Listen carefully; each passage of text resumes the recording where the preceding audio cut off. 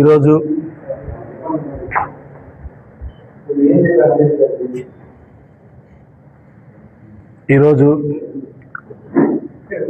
విలేకరుల సమావేశానికి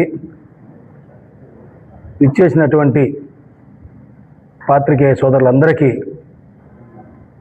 నా ఉద్యమ అభినందనలు తెలియజేస్తా ఉన్నాను. ఈ దేశంలో ఇప్పుడు ప్రజెంట్ నడుస్తున్నటువంటి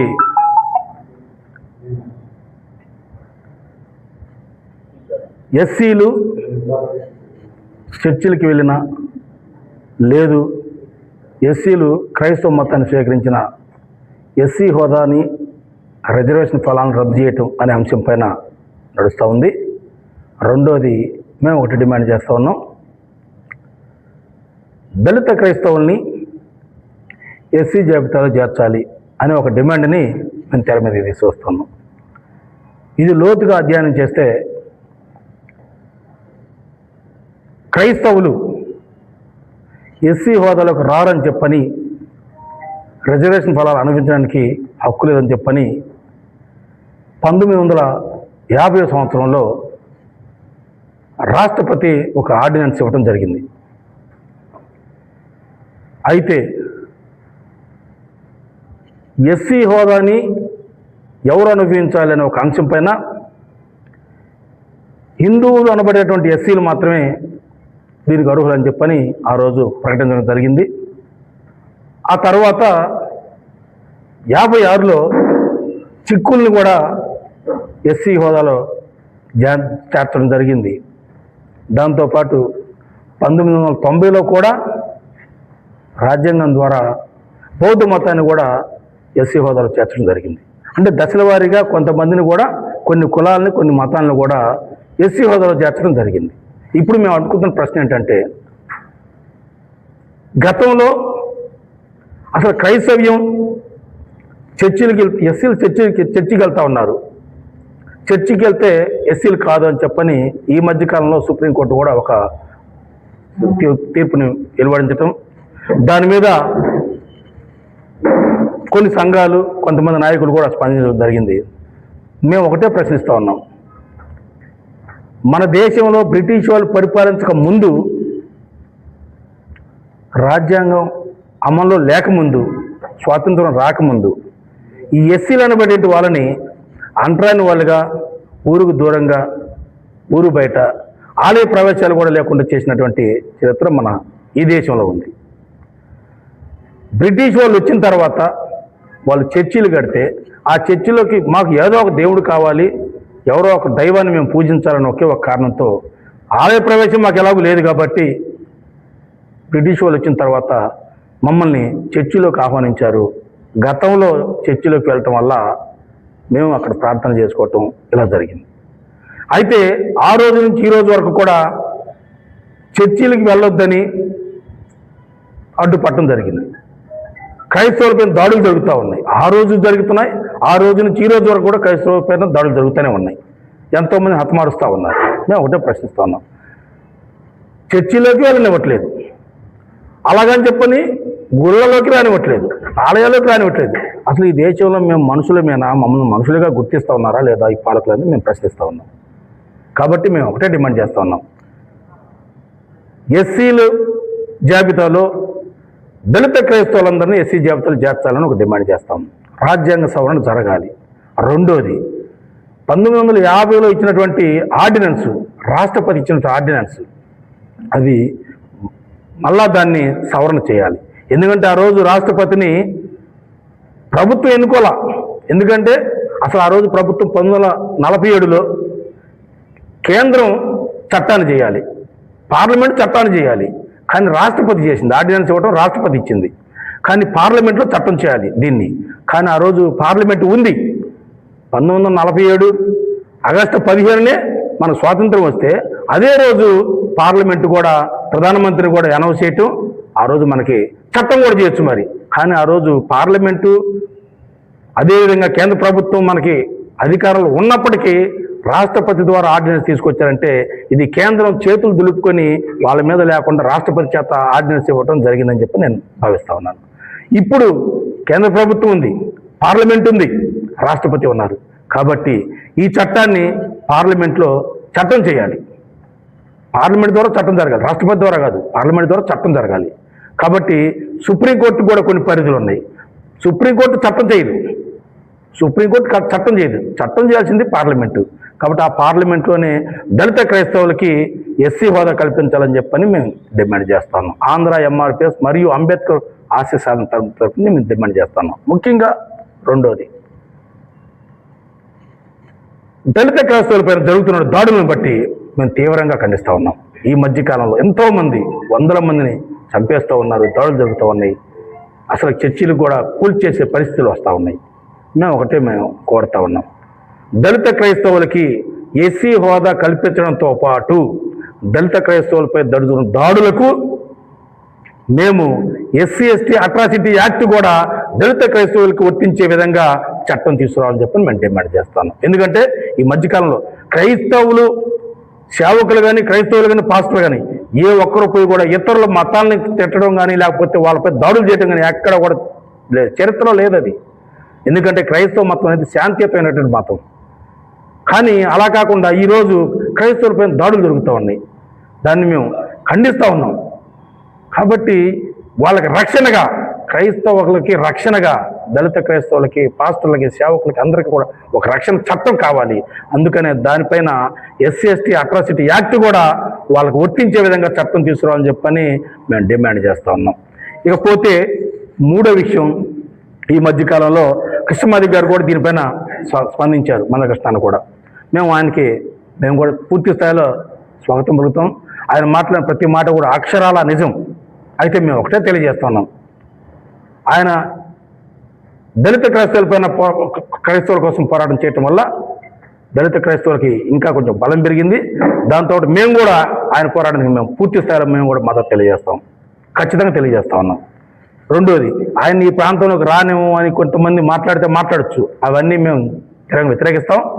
ఎందుకంటే ఈరోజు సమస్య మీద ఆయన పోరాడుతూ ఉన్నాడు కాబట్టి ఆయనకి మేము కూడా మద్దతు ఇస్తాం. ముఖ్యంగా కృష్ణమాది గారు కూడా మేము కూడా తెలియజేస్తా ఉన్నాం, క్రైస్తవ్యం అనేది పార్టీలు కాదు, కులాలు కాదు, దైవం.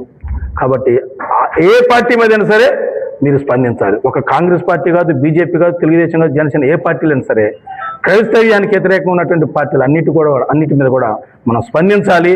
దానిపైన కూడా మీరు పోరాడాలని చెప్పని మేము తెలియజేస్తాం కృష్ణమాది గారికి.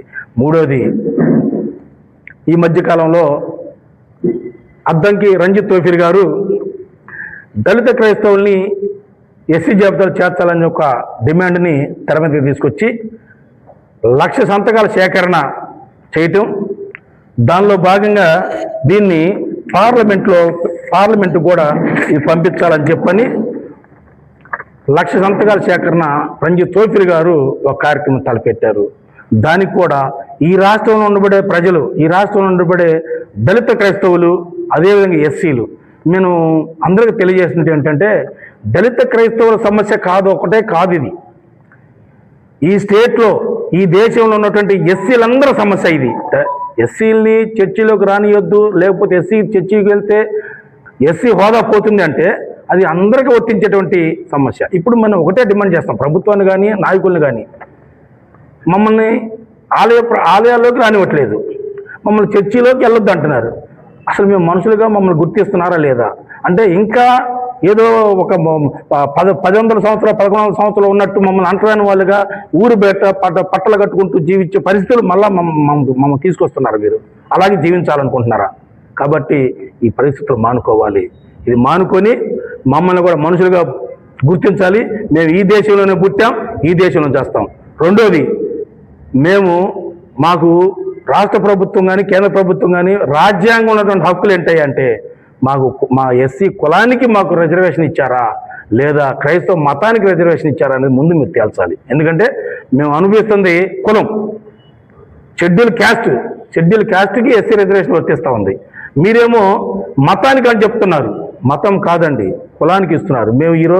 నేను ఎస్సీ మాది కులంలో పుట్టాను, ఇదే కులంలో నేను చచ్చిపోతాను. కాబట్టి మతం మారచ్చు, నా ఇష్టమైన మతంలోకి నేను వెళ్ళొచ్చు, వెళ్ళకపోవచ్చు కూడా. మతంలో ఎవరు చనిపోరు, కానీ కులంలో పుట్టినవారు అదే కులంలో చనిపోతారు. కాబట్టి ఇది రాష్ట్ర కేంద్ర ప్రభుత్వాలు కానీ అందరూ నాయకులు కూడా ఇది గుర్తించాలి. ముఖ్యంగా హిందూ సమాజం తెలుసుకోవాల్సినటువంటి ఒక నగ్న సత్యం ఏంటంటే, ఈ దేశంలో రాజ్యాంగం మీకు ఎలాగ రాజ్యాంగబద్ధంగా మీకు రక్షణ ఎలాగిస్తుందో మాకు కూడా ఆర్టికల్ 25 ప్రకారం మాకు కూడా క్రైస్తవులకు కానీ ఎస్సీలకు కానీ ప్రతి ఒక్కరు కూడా ఎవరు మతాన్ని వారు గౌరవించుకొని ఎవరు కోరుకున్న మతంలోకి వాళ్ళు వెళ్ళేటువంటి హక్కు రాజ్యాంగం కల్పించిందని చెప్పని నేను తెలియజేస్తా ఉన్నాను. ఇకపోతే ఈ అంశం పైన నేను డిమాండ్ చేస్తున్నా ఏంటంటే, ఇది పార్లమెంట్లో చట్టం చేయాలి. దానికోసం ఈ నెల 21వ తారీఖున నరసరావుపేటలో వేల మంది దళిత క్రైస్తవులు ఎస్సీలు అందరి తరపు నుంచి, అంబేద్కర్ ఆశయ సాధన తరపు నుంచి మేము ఆధ్వర్యంలో మేము భారీ ర్యాలీ, శాంతి ర్యాలీ నిర్వహించడం జరుగుతోంది. వేల మంది. దానికి ఈ స్టేట్లో ఉండబడే అందరు క్రైస్తవులు, పాస్టర్లు, సంఘ సేవకులు అందరూ కూడా, అన్ని కులాలు, అన్ని సంఘాలు కూడా ఈ కార్యక్రమంలో పాల్గొనాలని చెప్పని పిలుపునిస్తా ఉన్నాం. ఎందుకంటే ఇది ఒకటే మేము ఎస్సీలకు తెలియజేస్తా ఉన్నాం, నా అన్నలు, తమ్ములు, సోదరులందరికీ కూడా. ఇది క్రైస్తవులకు సంబంధించింది, ఇది పాస్టర్లకు సంబంధించింది కదా, ఇది మనకు సంబంధం లేదు అని ఎస్సీలు అనుకుంటే భవిష్యత్తులో మీరు అటు ఆలయ ప్రవేశం లేక, ఇటు చర్చి ప్రవేశాలు లేక మధ్యలో ఏకాకులుగా మీరు మిగిలిపోతారు. ఆ రోజు మిమ్మల్ని ఎవరు కూడా ఈ ప్రభుత్వాలు కానీ, పాలకులు కానీ, ప్రతిపక్షాలను పట్టించుకున్న దిక్కు దేశాన్ని కూడా ఉండకుండా పోయే పరిస్థితి ఉంది. అసలు మిమ్మల్ని మనుషులుగా కూడా గుర్తించిన పరిస్థితి ఈ దేశంలో కనబడతా ఉంది. అది ఆలోచించుకొని, అది క్రైస్తవుల సమస్య కాదు, ఇది భారతదేశంలో దళితులందరి సమస్య. దళితుల్లో పుట్టిన ప్రతి ఒక్కరు కూడా దీనిపైన స్పందించాలి. రేపు 21వ తారీఖున జరగబెట్టిన ర్యాలీని జయప్రదం చేయాలని చెప్పని వేల మందితో ఈ కార్యక్రమం పాల్గొనాలి, జయప్రదం చేయాలని కోరుకుంటున్నాం. రెండోది, దీనిలో మేము రంజిత్ చౌదరి గారు, అదేవిధంగా శాలిం రాజు గారు కూడా ఈ మధ్య దళిత క్రైస్తవుల పైన దాని మీద మంచిగా స్పందిస్తూ ఉన్నారు.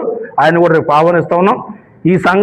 ఈ కార్యక్రమంలో ముఖ్యంగా నాకు తోడుగా ఎప్పుడు నా వెంట నడుస్తున్నటువంటి నా తమ్ముడు, రొంపిచెర్ల మండలం గ్రేస్ పాస్ట్ ఫెలోషిప్ ప్రెసిడెంట్ కాలువ యేసుపాదం, అదేవిధంగా మా సంఘ సెక్రటరీ, ఇక్కడ ఉన్న సేవకులు అందరూ కూడా, రొంపిచెర్ల మండలంలో ఉన్న పాస్టర్లు అందరికీ నేను మరొకసారి ధన్యవాదాలు తెలియజేసుకుంటున్నాను.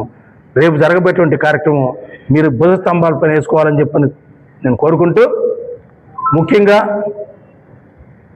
నరసరావుపేటలో ఉన్నటువంటి, పల్నాడు జిల్లాలో ఉన్నటువంటి ఎన్ని సంఘాలైతే పాస్టర్ ఫెలోషిప్స్ ఉన్నాయో అన్ని ఫెలోషిప్లు కూడా రేపు జరగబోయే కార్యక్రమం ముందుకు రావాలి, పాల్గొనాలి, దాన్ని జయప్రదం చేయాలని కోరుకుంటూ, నాకు ఈ అవకాశం ఇచ్చినటువంటి మీ అందరికీ పేరు పేరున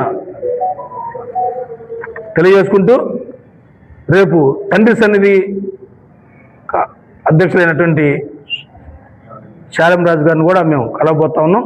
ఆయన కూడా రేపు కార్యక్రమానికి ఆహ్వానిస్తాము. దీనిలో కులాలకి, మతాలకి, ప్రాంతాలకి సంబంధమే లేదు. క్రైస్తవ మతం అందరూ దీనిలో పాల్గొనవచ్చు, అన్ని కులాలు పాల్గొనవచ్చు. ఇది అంబేద్కర్ గారు ఇచ్చినటువంటి అవకాశాలను మనం పొందిపుచ్చుకోవాలని చెప్పి నేను కోరుకుంటూ, ముఖ్యంగా పార్లమెంట్లో దీన్ని చట్ట సవరణ జరగాలి, దాన్ని ఆమోదించాలి. క్రైస్తవులకి, దళిత క్రైస్తవులందరికీ ఎస్సీ హోదా కల్పించాలి. వాళ్ళకి రక్షణ చట్టాన్ని, ఎస్సీ ఎస్టీ అట్రాసిటీ చట్టాన్ని కూడా వాళ్ళకి కల్పించాలని చెప్పని కోరుకుంటూ సెలవు తీసుకున్నాం. జై డాక్టర్ అంబేద్కర్, జై భీమ్.